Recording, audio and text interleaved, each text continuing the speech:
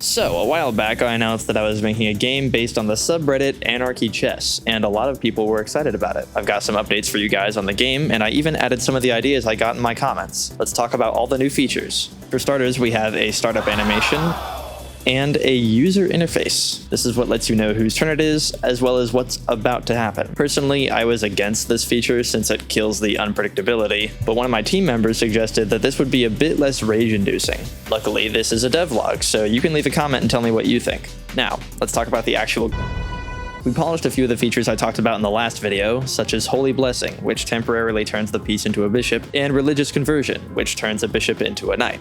Yeah, I don't know why we did the religious stuff first, but you guys left some pretty good ideas too, so let's show those off. Lesbians. Or there's an accent here, so my first thought was le bien. The idea of giving any player a second queen is horribly unbalanced. So of course, we added it right away. However, I was thinking of making this one of the status effects of the game, so it's temporary. I was thinking of linking this to the time travel shenanigans that were brought up in the old Reddit game. Me moves a pawn. Game. Your pawn went insane, so you can't move it anymore, and it will kill any piece. Me. What the f— Guess what? I found a way to make this worse. The insane status effect works on any piece, and it has a 33% chance to kill its neighbors. You will never be ready. The pawn goes to university and has to pay student loans. I really want to add money to this game, I just haven't really thought of enough uses for it, but it's still on the table. Google en passant. I highly doubt that this comment was meant to be taken as an idea, but just for fun, I made an event that literally opens your browser and Googles en passant. I'm sorry, I know I'm hilarious. Anyway, still open to ideas. Leave your comments. Let's talk about what we added on our own. Spleef. You remember Spleef, right? From Minecraft. We added it to chess. Yes, those squares are now inaccessible, and no, they will not be coming back. Hey, are you feeling all right?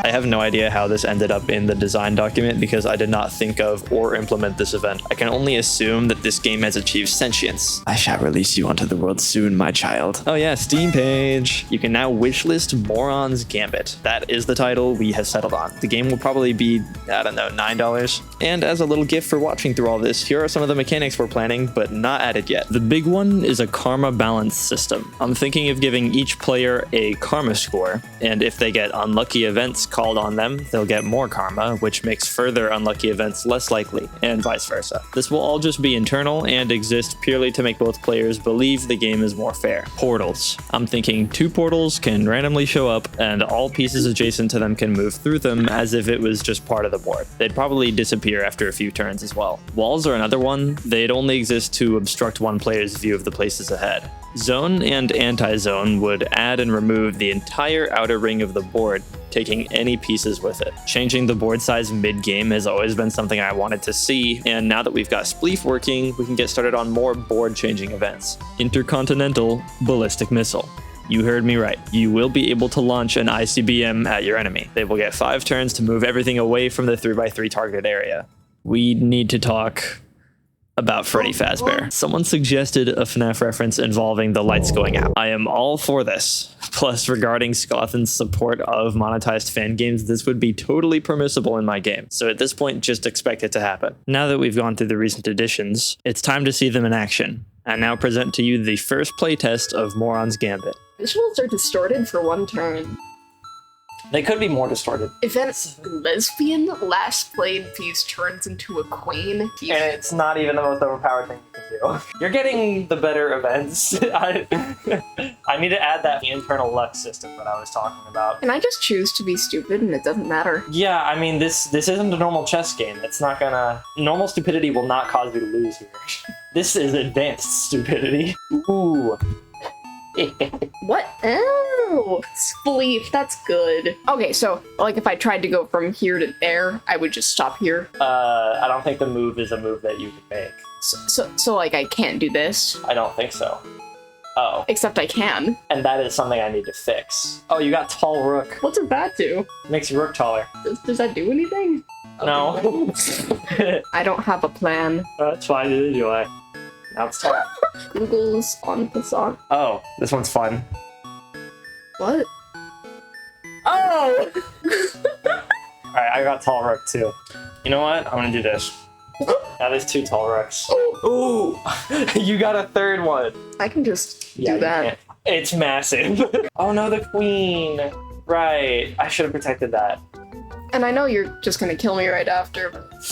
Okay, that almost got my king. Yeah. All right, I'm getting blessed again. You know what that means. Fish! I want to kill you. You gave me your queen.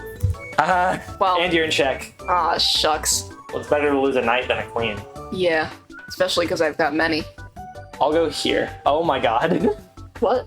Our rooks will not stop growing. I guess.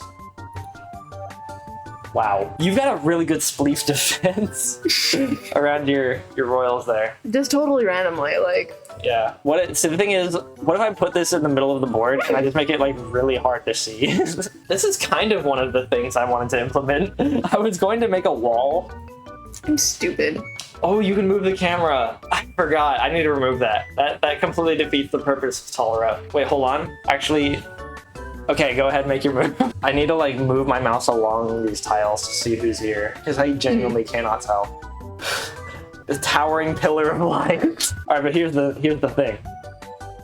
Why is he floating? I think it's because it's so tall that its point of reference is like slightly below its base. What happens if you do that to your king? Does your king just become a bishop and then you die because you killed your king?